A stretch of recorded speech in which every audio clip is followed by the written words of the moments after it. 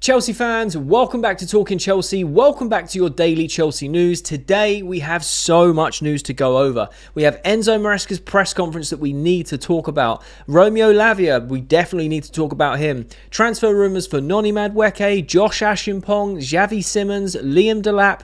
So much to cover in today's video, and we will be giving our thoughts and opinions, but more importantly, asking for your opinions down below in the comment section. So let's get into the video. And before we get into the video, make sure you leave a like and subscribe if you are a Chelsea fan who enjoys Chelsea content. We're on the road to 10k by the end of 2025. So let's start off with some transfer news. If you do want to skip this part, there are timestamps down below. But the first report we have is from ex-West Ham employee saying West Ham have identified Josh Acheampong as a player of serious interest. I'm going to speak on behalf of all Chelsea fans here. He isn't going anywhere, okay? No, we are not selling Josh Acheampong. He's renewed his deal. We promised him a pathway for right-back first-team football. West Ham can keep their hands off. Everyone can keep their hands off. Josh is going nowhere. He's an incredible talent, and we will be playing him, hopefully more than what he's playing at the moment, because honestly, he is unreal. Next up, we have a report from Chris Wheeler, who says Borussia Dortmund are said to be interested in signing Jadon Sancho for a third time to replace Jamie Gittins. Now, I don't know about you guys, I'm getting a bit bored of the Jadon Sancho saga. Are Chelsea going to keep him? Are we going to sign him to then sell him for profit? Are we going to send him back to Manchester United for £5 million?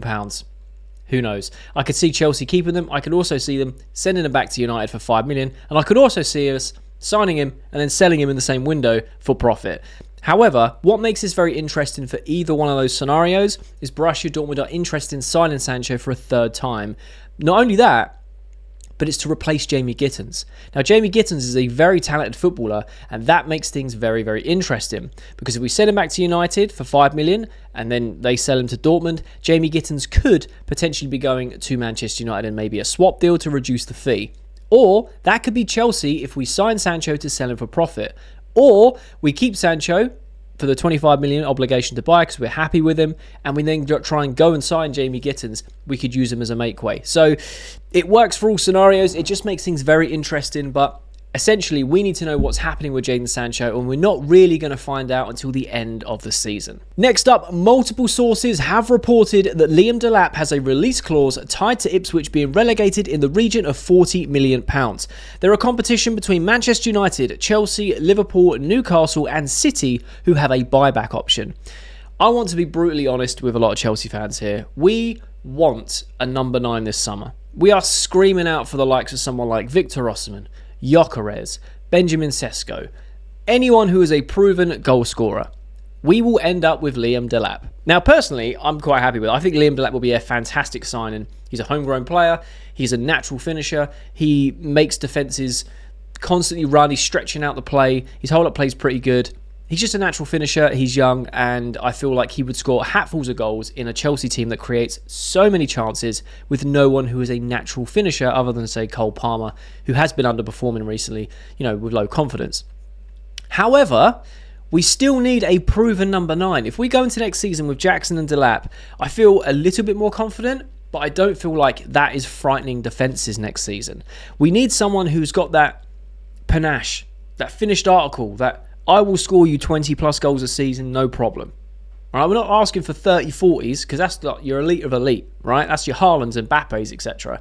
We just want a goal scorer, someone who can take the chances that we create, can be very clinical if he is quiet in the game. That's what we want. But I can see Chelsea ending up with Liam Delap, because City have already said, or previous reports have said, they don't want to buy him back. Why would they? They've got Haaland for the next 9, 10 years. Will he go to someone like Liverpool, Newcastle, or United? Possibly Manchester United. That's always an appealing move. Liverpool, potentially, they will be looking for a forward if they sell Darwin Núñez this summer. Newcastle, they've got Isak. So unless Isak's going anywhere, I don't know why you would go to Newcastle. I know he's not always available. He has problems with injuries throughout the season, but I don't know. I just feel like Chelsea are going to end up with Liam Delap, even though everyone's screaming for Victor Osimhen or Gyökeres. And again, I'll be happy with Delap, but at the same time, we want a good proven goal scorer. I would love to have someone like an Osimhen or a Gyökeres. My personal preference would be a Gyökeres over Osimhen. However, I'd be happy with anyone we get that can just put the chances away. Next up, we have Fabrizio Romano, who has reported that Chelsea are one of 4 Premier League clubs, the other clubs being United, Arsenal and Liverpool, monitoring Xavi Simons, who could be available for around £60 million this summer. Do I think Xavi Simons is coming to Chelsea in the summer? No. We do not need a number 10. We've got Cole Palmer, we've got Esteval coming in, we've still got Paez. These are all players that can play that role. Andre Santos coming back, hopefully staying with Chelsea. He could potentially be that, that advanced state that drifts into that 10 while carrying the ball. We don't need a 10. Xavi Simons is a fantastic player. Of course, I'd be happy if we signed him, but I just don't see it happening. We don't want another João Felix situation where we have a talented number 10 and we just don't play him. There's just no minutes for him. He sits on the bench, gets angry, leaves. It just doesn't make any sense to us. If we're going to be buying someone like Xavi Simons for 60 million, yes, there's potential for growth money-wise and as a player, but he has to be playing consistent football for him to develop. You can't just sit him on the bench for 6 months and try and get your money back. Don't think that's going to work. But, Chelsea are linked with everyone. Who I think he might actually go to is someone like Liverpool or Arsenal. Now, Arsenal do have Odegaard. Liverpool got some great midfielders. But I think Xavi Simons is a great addition to those squads. Whereas Chelsea, we're just stacked in that 10 role coming into the summer. So I just don't see it happening. And the last report of the transfer news is from Give Me Sport saying Newcastle will be among the front runners to sign Noni Madueke from Chelsea this summer. I am praying that Chelsea keep hold of Noni Madueke because currently he is Chelsea's best winger. I had someone comment on my recent video saying, all right, Noni's good, but you stop talking about him like he's prime CR7.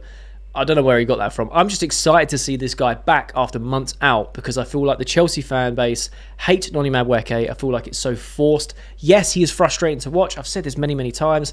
There's areas he can improve. But what we're missing right now is what he provides. Someone who's direct, someone who isn't afraid to take a shot, regardless if it comes off or not scared to take a shot, will always try and beat a man and try and create something from the byline. That's what we miss. In terms of all of our wingers across the season, I'm not talking about the last few months because he's been injured, but across the season, he's our best performing winger. I'm excited to see him come back. I'm hoping that we don't sell him in the summer because I feel like he's going to aid in someone like Esteval's embedment into the English league. Yes, we promised Esteval to play in that 10 role. He might rotate with Palmer, but we also know he can play very well on them wide areas. And having someone like Noni Madueke to rotate with him would be unbelievable. So I'm hoping that Newcastle come in with a really poor bid and Chelsea go, we want more, and they say no. Cool. Or Chelsea just say, we aren't selling you, man. You're staying at the club for another year. Moving on to Enzo Maresca's press conference, and these are some of the things that he mentioned and said during this press conference, and starts off with, I feel good. I know when you're a Chelsea head coach, you have to win games no matter if the team is young or old. You have to win games. And you are spot on, Maresca. I'm glad you're feeling good because us Chelsea fans want to go in this tough run of games between now and the end of the season and pick up as many points as we can. So if you could, help us do that, that would be amazing. He then goes on to talk about how he's analysed the season so far, and he says, in my personal opinion, I can see a team that has been improving a lot since day one. It's very clear what we want to do on and off the ball, while for sure in games we could do better. The reason why we had a bad moment in the season is that we had 6 or 7 injuries, and that isn't just for us. Other clubs who had 6 or 7 injuries, they dropped something. Now this is something that's very, very important because he's highlighting things which I totally agree with. Chelsea have improved massively since last season. People have this recency bias and think that Pochettino's last 6 or 7 games made him like the Mourinho third coming, right? That whole season was god-awful, and it was saved by the last 5 or 6 games by people like Pochettino finally using his pre-season tactics at the end of a season because he was like, well, I'm gone anyway, so just whatever. And Cole Palmer. That was literally it. Things started to click because we changed the system a little bit. And yeah, people seem to forget how chaotic the football was, how many goals we conceded, a record amount of conceded goals in a season for Chelsea ever, in the Premier League. Yeah, in the Premier League era, under Pochettino. Basketball football, we just used to get Gallagher to run everywhere, pick the ball up, give it to Palmer. That was our style of play, if you can call it that. Since Enzo Maresca has come in, we can see the system because it frustrates all of us. Oh, we just go sideways, backwards, keep hold of the ball, we invert, and we don't want to invert, don't want to do this.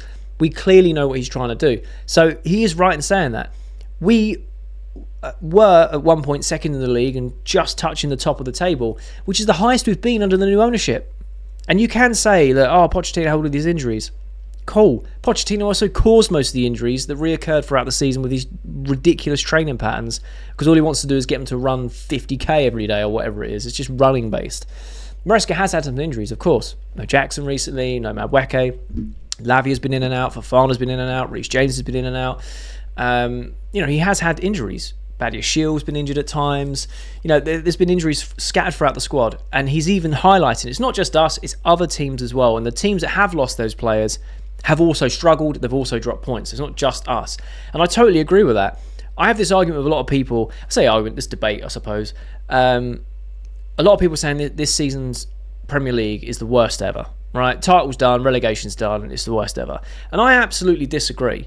I think it's one of the most competitive this year in terms of the race for Champions League football. Because between 3rd and 10th, there's 7 or 8 points? And we've just over 10 games or 10 games left, 9 games left? It is still up for grabs. Yes, Liverpool run away with the title. It's theirs to throw away. But mathematically, they're going to win it very soon. And you are right, relegation is pretty much done. I get that.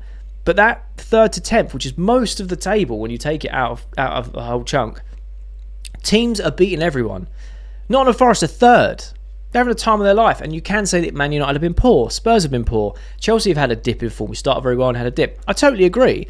But you can't tell me it's not entertaining because we still don't know who's going to finish in the top 4. And we still don't know who's going to qualify for any type of European football. It's just exciting because there's just a lot to play for. So I think Maresca has hit the nail on the head in that terms of we have improved. There is a clear identity, there's a clear system. Things just haven't been going our way because we have had some injuries to the main system. Without the likes of Fofana for a while, Madueke, Palmer being off form, Jackson being out, and Guiu as well, who would have got a massive run of game time with Jackson being injured, which would have been very interesting to see. No recognised striker for nearly 2 months. You've got to give him credit where it's due. I personally like Maresca. I do find him very stubborn and very frustrating, just like everyone else, but I'm definitely not Maresca out. I feel like he does deserve more time, at least at the end of the season, at least maybe even next season, depending on how the Club World Cup and the summer transfer window goes. That's just me. Would love to hear your thoughts in the comment section about what Maresca has said here. Have we got better? Have we gone backwards? Just curious to know what you'll think. He then goes on to say that personally, I am convinced we are a better team than 2 months ago. The reason why is that you need to go through this kind of difficult moment. With the amount of injuries we had, my duty was to try and find solutions, and we tried to move players, change positions, and try and find different solutions. I completely understand what he's trying to say. Are we a better team than we were 2 months ago? I mean, results would suggest otherwise, right? We've had some really poor performances. We have ground out a few 1-0 wins. And of course you take them, but then the argument is they're teams you should be slapping 5 or 6-0. The way I see it, points on the board is points on the board. And we always used to say that if you could grind out a result playing poorly and still win, they're the signs of champions. We're miles off of that. However, I kind of see what you're saying. We have had some key injuries. We're trying to fit people in different positions. I get that. But at the same time, there's been some glaring mismanagement. I'm not going to deny. I'm not backing Enzo completely. But I don't know. I disagree with that. I don't think we are a better team than we were 2 months ago. However, what I will agree with is, the players are very young and they're learning from these experiences. And hopefully, I just feel so confident going into the last run of games. The amount of Chelsea fans that are basically saying to us, well, that's it. It's over. If you see our running, we're going to lose all of them, blah, blah, blah, blah. I don't know. I just feel strangely optimistic about it. Obviously, I can be proved wrong. And I would love to be proved right. I just feel strangely optimistic about it, and I feel like we're going to pick up more points than what people expect us to. But that's just me. And finally, the title of this video, we need to talk about Romeo Lavia. In Enzo Maresca's press conference, he mentioned that Romeo Lavia has suffered a setback this week. Chelsea are unsure when he will return. Maresca then said he was doing better, but then 1 or 2 days ago, he suffered a small problem, so we'll need to see in the next few hours.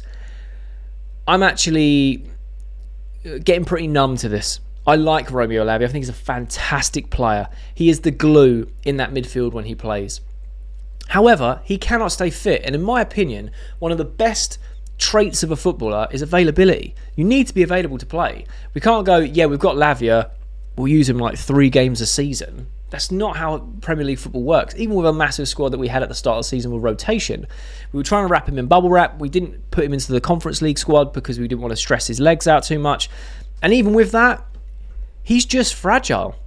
He's just fragile. And what do we do with Romeo Lavia? There was someone who's quoted some stats that I want to run through. It's the next thing to talk about because I think it kind of reinforces how fragile Romeo Lavia is. Tom Coley 49 has reported this. Romeo Lavia has played 14 matches for Chelsea in 20 months. He started 9 games, completing 0 games. He's played more than 45 minutes just 7 times. That is wild. When you look at it like that, you go, right, he's been with us for 2 years. Yes, he had a long injury. The long injury, you can't really help them. Reece James has had them, Fofana's had them, and Nkunku's had them. It happens to players, and the fact that they come back from these injuries is a testament to how far sort of sports science has gone, because 10 years ago that had been a career ender, right? So then ones you kind of go, all right, fair enough, they happen. They're not nice when they happen, but they happen. It's all the little ones after. Can you fully recover from them? Because that's outrageous. 14 games in 2 years. And we want to get on Reece James's back because of how injury prone he has been in the last few years. Now, touch wood, at the moment he's going on the longest stretch of fitness that he has in years, and we're loving it, and I'm hoping he can stay fit to the end of the season, because I feel like he'll really turn a corner that way in terms of his recovery and his confidence, and we know how good Reece James is. 14 games in 20 months is wild, but when you break it down even more, he's not even finished a full 90. He's not even finished a full 90. He's out there 14 matches, 7 times he's played over 45 minutes but not 90, and the rest of them, so half of them, he's only played a half of football. It's mental. It's actually mental. What do we do with Romeo Lavia? Do we keep him and persevere and hope that he recovers? Or do we look to try and offload him in the summer? I personally think it's going to be very difficult to offload a player like Romeo Lavia because of the last 2 years of constant injuries. He's looked amazing when he's played, and I'm not disputing that. I absolutely love Lavia. I think this is what our midfield needs. He looks so cool, calm, and collected on the ball. The way he passes out from the back and drives the ball forward, breaks up the play. He's just not available. And after a while you go, well, if you're not available for a consistent amount of time, what are we doing? Do we sell him? Is this why we've signed someone like a Sugo? Because we're like, well, Lavia's a bit hit and miss. We're not really sure what we're going to do with him when it comes to the summer. So we'll get a Sugo in who is a bit more readily available, who can rotate with Caicedo, because he needs a break, man. But I don't know. What would you do with Romeo Lavia? Let me know your thoughts down below in the comment section. I'm very curious. I would like to see us persevere for a little while, I suppose, maybe over the summer, over the Club World Cup, see what happens. But if it's another long-term injury, look to offload him, I think, because we're just paying him a wage. We paid that big transfer salary. The longer he goes on injured, the less money we're going to get for him. Try and take a risk and a gamble. Someone might come in to match the money we paid for him. Might even be more, depending on who it is, because they might see the science behind it, go, in a few seasons he's got time to recover. I don't know. But let me know your thoughts down below in the comment section. What do we do with Romeo Lavia? What do you do? Is it time to have this conversation? So that's all the Chelsea news. We had transfer news, we had Enzo Maresca's press conference, and needing to talk about Romeo Lavia. Let me know your thoughts and opinions down below in the comment section. I know this video is a longer, big video. There's a lot of reports to go through today. I'm super excited for the Spurs game tomorrow. Thank you so much for all the love and support in the recent videos. I hope you guys are enjoying the daily Chelsea content. If you are, make sure you let me know in the comments and leave a like on this video. If you have watched this video all the way to the end, you're an absolute real one, but there'll be a thumbnail that appears on the screen. So if you are a Chelsea fan who enjoys Chelsea content, make sure you click that thumbnail because you'll enjoy that video too.